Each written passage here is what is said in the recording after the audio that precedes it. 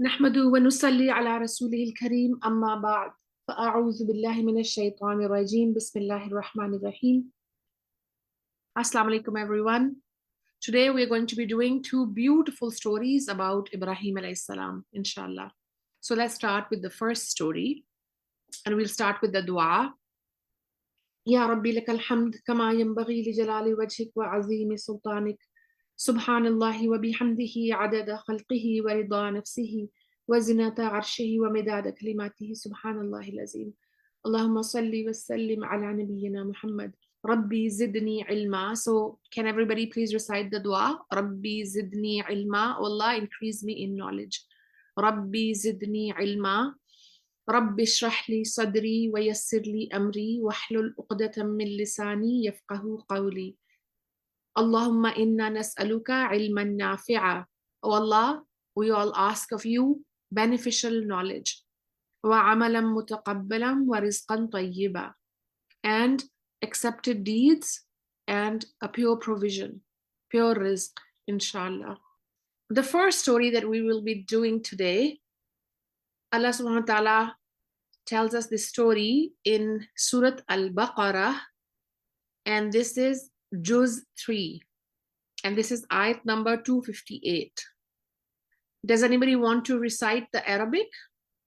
أعوذ بالله من الشيطان الرجيم بسم الله الرحمن الرحيم ألم تر إلى الذي حاج إبراهيم في ربه أن آتاه الله الملك إذ قال إبراهيم ربي الذي يحيي ويميت قال أنا أحيي وأميت قال إبراهيم فإن الله يأتي بالشمس من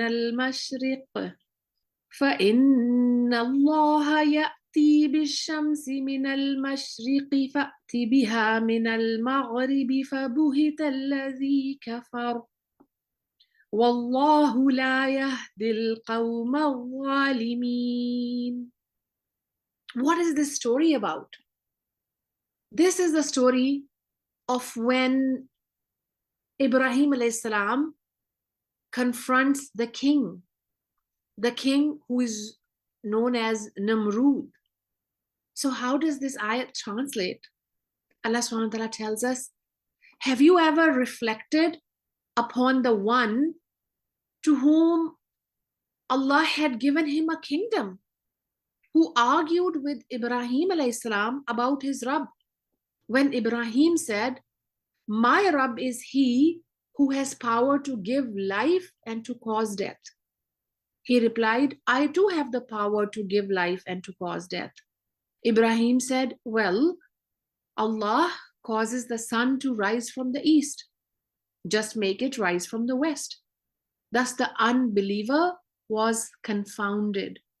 Allah does not guide the evildoers, the unjust, the wrongdoers. So what is this event? We know that Ibrahim AS was Hanif. He believed in one God. He was always on tauheed. But Allah SWT had put him in the center of a people. He had been born in a community, in a country where people committed a lot of shirk. They believed in thousands and thousands of gods, false deities. And they believed that those false gods actually controlled their destiny. So they worshipped the sun, the moon, the stars, and everything in between. And part of believing in destiny includes the belief that any khair and shar can be controlled by these false gods. For example, a stone idol or the sun or the moon or a black cat or a broken mirror can control my destiny. Islam tells us, Allah SWT tells us that all of these are false beliefs. These are just fears, and we need to break free from all of them. So Allah SWT teaches us, Islam tells us that only Allah subhanahu wa ta'ala controls our khair and shar, meaning anything good that comes to us comes from Allah subhanahu wa ta'ala. And anything bad that happens to us is also by Allah's will. He is testing us. He has written that in our destiny. And a part of our destiny is also birth and death. We are destined to be born where we are, when Allah wills, when He commands, and when our time is up, Allah subhanahu wa ta'ala takes us into the next part of our existence.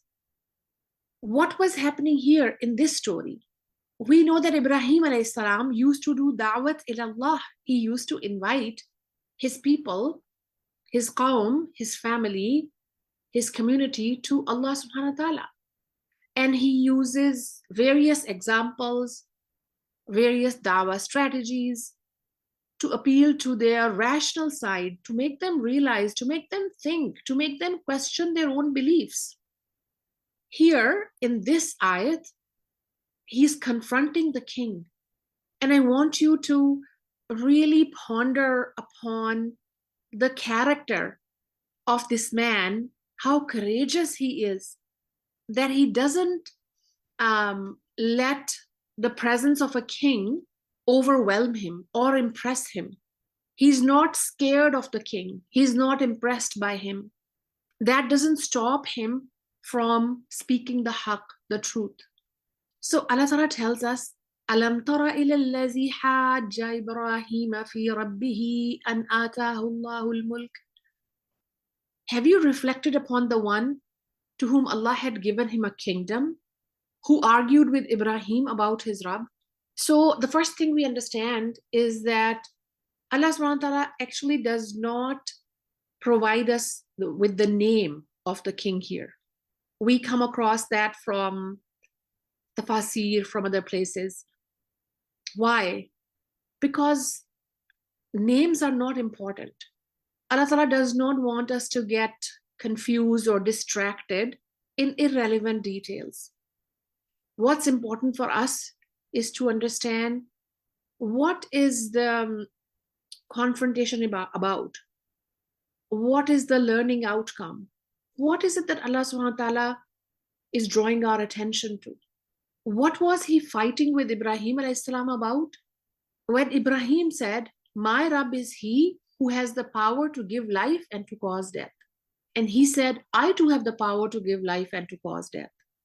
So tafsir tell us that because he was king, he ordered 2 of the captives from the prison to be brought in front of him. One of those prisoners was to be set free, and the king ordered him to be killed. And the other one, who was on death row, that is, he was about to be killed, the king set him free. And he said, see, I just set him free. So I also have the power to give life and to cause death. So I want you to understand, why does the king do that or think that? What is it in the psyche of the king? So what we have to understand is that in the old times, we did not have democratically elected leaders. People did not elect them. What happened was that there used to be kingdoms, and when the king died, that kingdom would be passed on to one of the sons, usually the oldest son. So these kings used to exert a lot of power.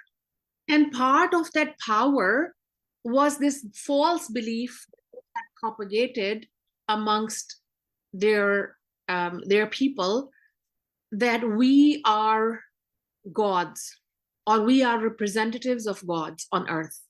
What you see here is how excessive power like this can lead to this kind of psyche, where that powerful personality believes that they can control the destiny of others around them.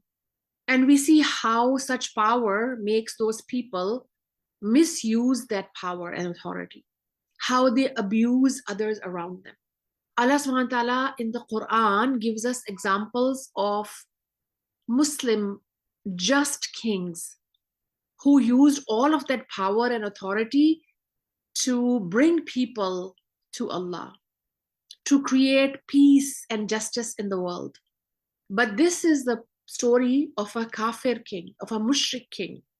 Instead of attributing that power, that position, that authority to Allah, instead of thanking Allah SWT for that authority, for the position Allah had given him, and instead of using that power and authority to serve his people, he becomes this cruel king who is using that power to abuse the people that he is supposed to rule.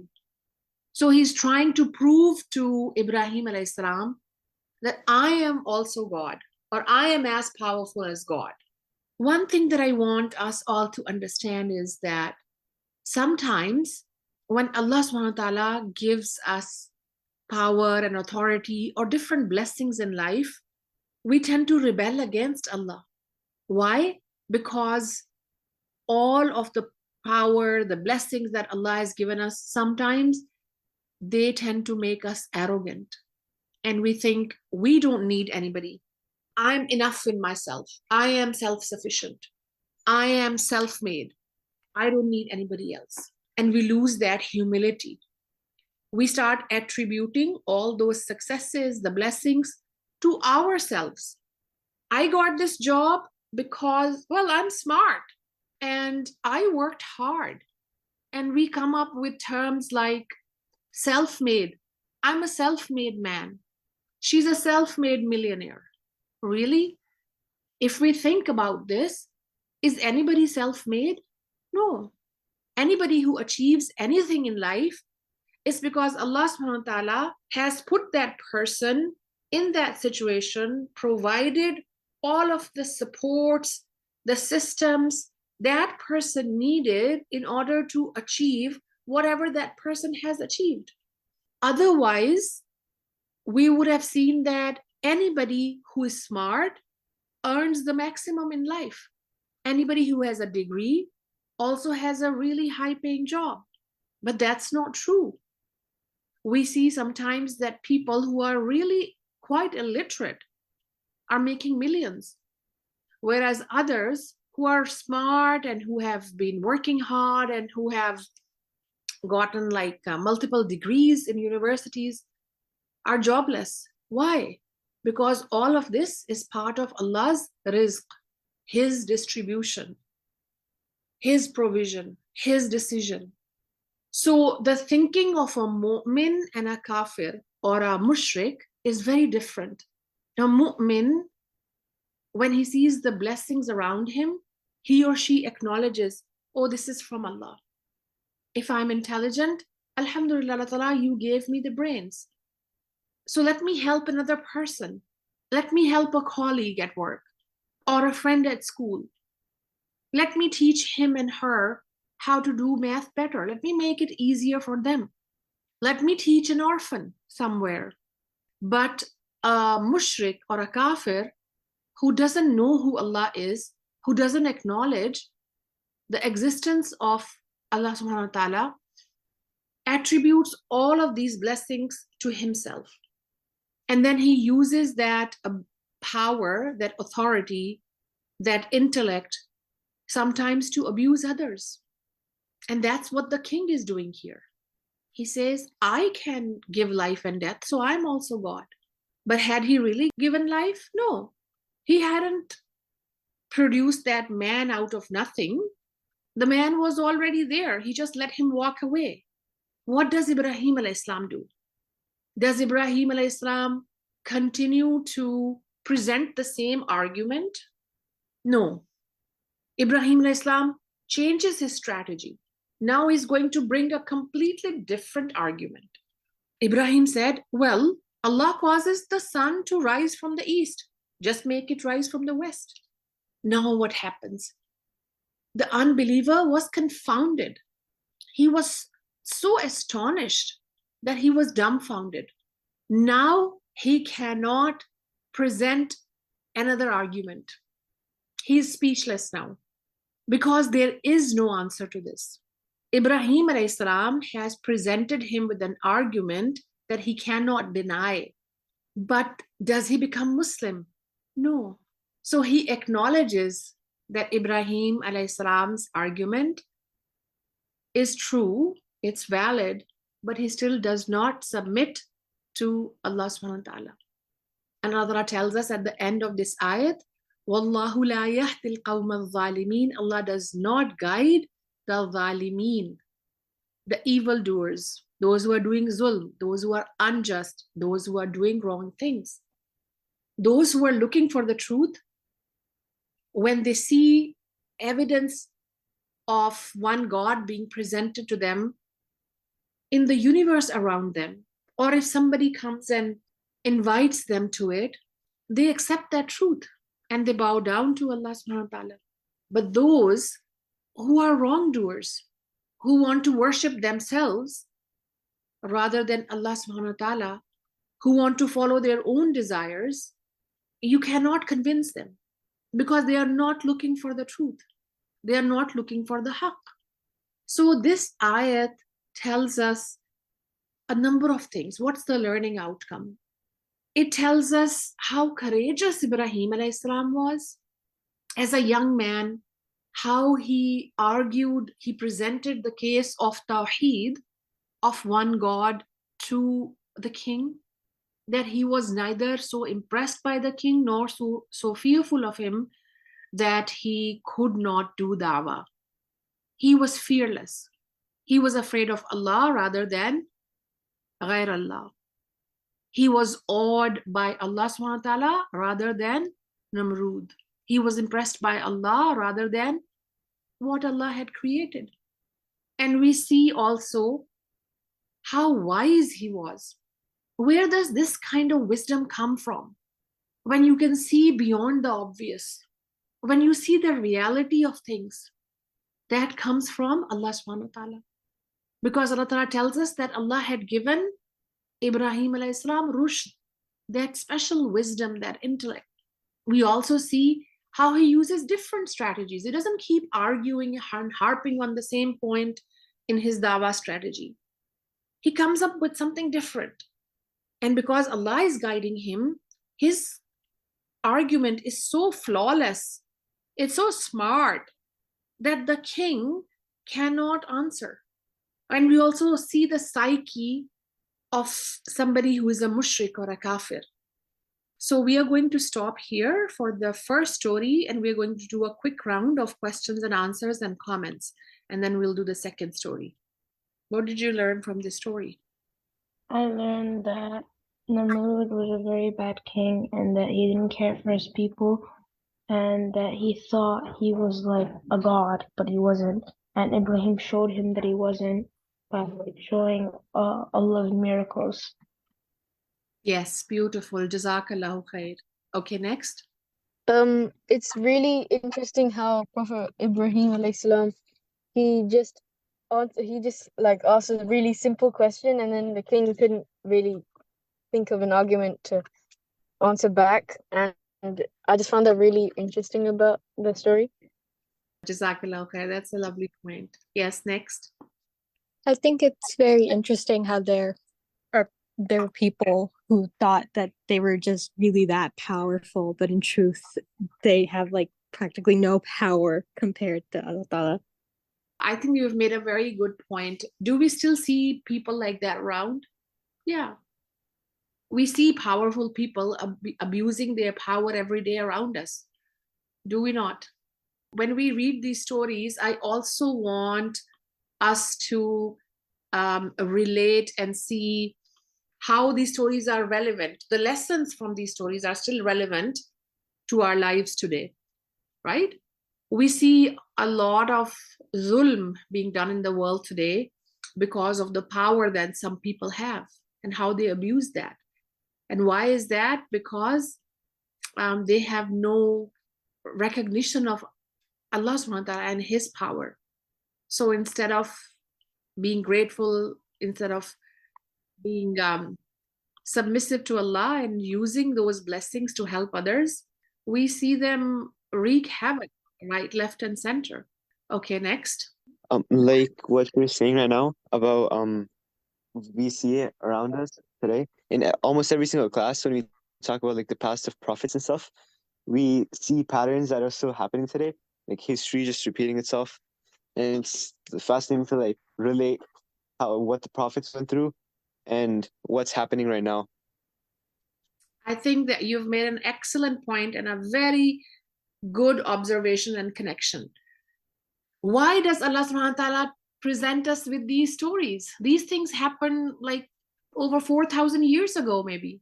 So why is Allah telling us? Because you have heard that proverb that a leopard doesn't change his spots, meaning mankind doesn't change its attitudes, its psyche, its behavior, its responses. So Allah SWT is teaching us through these stories how people behave, and then what are the right responses versus the wrong ones, right? So I think you have made an excellent observation. We are still seeing the same patterns in mankind. They are still doing the same things. So we get a lot of understanding of people's, human beings' psyche from these stories.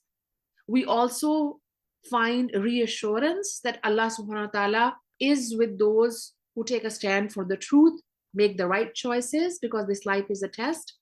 And then we also learn about what are the right choices, what are the wrong choices from the Quran and from the stories that Allah ta'ala presents.